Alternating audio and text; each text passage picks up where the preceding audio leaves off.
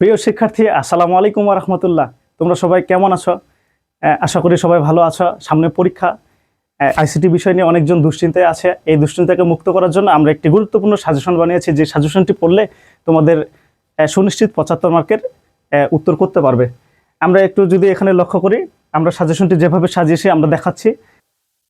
প্রথমে আমরা আলোচনা করব আইসিটির প্রথম অধ্যায়, বিশ্ব ও বাংলাদেশ প্রেক্ষিত এর গুরুত্বপূর্ণ কিছু টপিক নিয়ে। এখানে অসংখ্য টপিক আছে, তার মধ্যে আমরা বাছাইকৃত কিছু টপিক নিয়ে আলোচনা করব, যেগুলো পরীক্ষায় আসবেই ইনশাল্লাহ।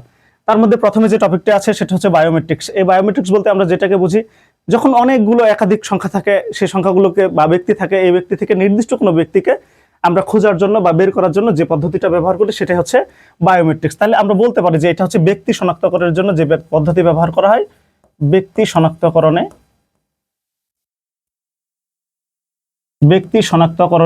ব্যবহৃত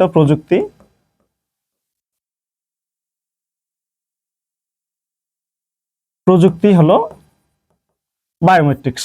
আশা করি বিষয়টি বুঝতে পেরেছো। পরে 2 নম্বরে আসি, যে ভার্চুয়াল রিয়েলিটি বলতে আমরা যেটা বুঝি সেটা হচ্ছে কল্পনা জগতে বিচরণ করাকে বুঝি।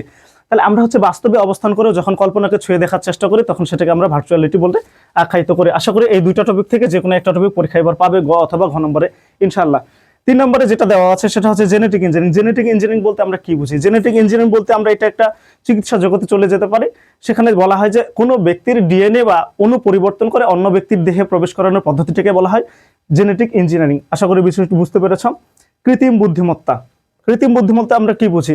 যে এখানে হচ্ছে এমন একটি জগৎ বা এমন একটি বিজ্ঞান ও প্রযুক্তি যেখানে মানুষের চিন্তা ভাবনাগুলোকে একটা ডিভাইসের মধ্যে অন্তর্ভুক্ত করা হয়।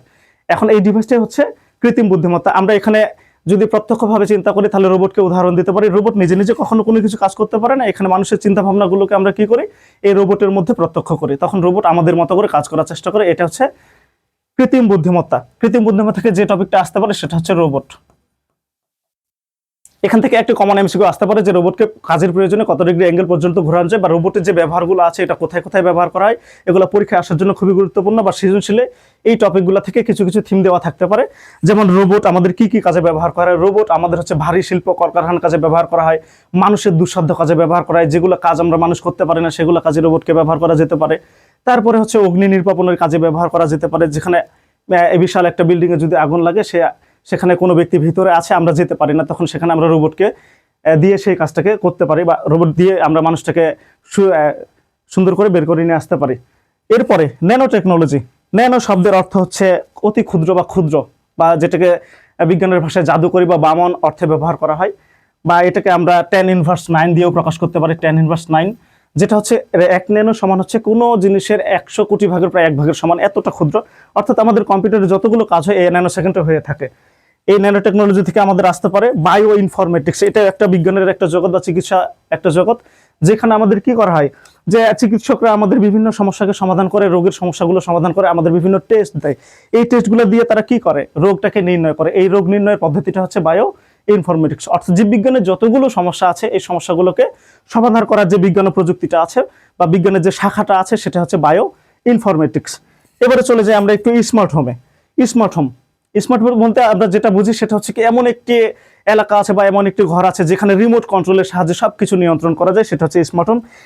এখনো কোনোভাবে পরীক্ষায় পূর্ণাঙ্গভাবে একটা সৃজনশীল আসেনি, তবে এবার আসতে পারে। আশা করি এই 7টা টপিকের মধ্যেই ইনশাল্লাহ কমন পাবে। আমরা আরো প্রশ্ন কি সাজিয়ে রেখেছি, এগুলো আপনাদের দেব।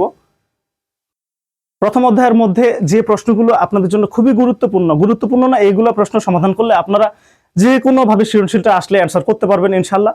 শুধু করতেই পারবেন না, ইনশাল্লাহ এগুলোর মধ্যে কমন পেয়ে যেতে পারেন। সেখানে আমরা প্র্যাকটিস কি হিসেবে সাজেশনমূলক প্রশ্ন সাজিয়ে রেখেছি, সেটা হচ্ছে ঢাকা বোর্ড 2025 এটা সমাধান করলে, এবং চট্টগ্রাম বোর্ড 2025, বরিশাল বোর্ড 2025 এবং হচ্ছে রাজশাহী বোর্ড 2019 সালের এই প্রশ্নগুলো সমাধান করলে তোমরা এই 7টা টপিকের যে কোনো ভাবে প্রশ্ন আসলে উত্তর করতে পারবে ইনশাল্লাহ, অথবা এই 4টা সৃজনশীলের মধ্যে যে কোনো ভাবে অনুরূপ প্রশ্ন আসবে ইনশাল্লাহ।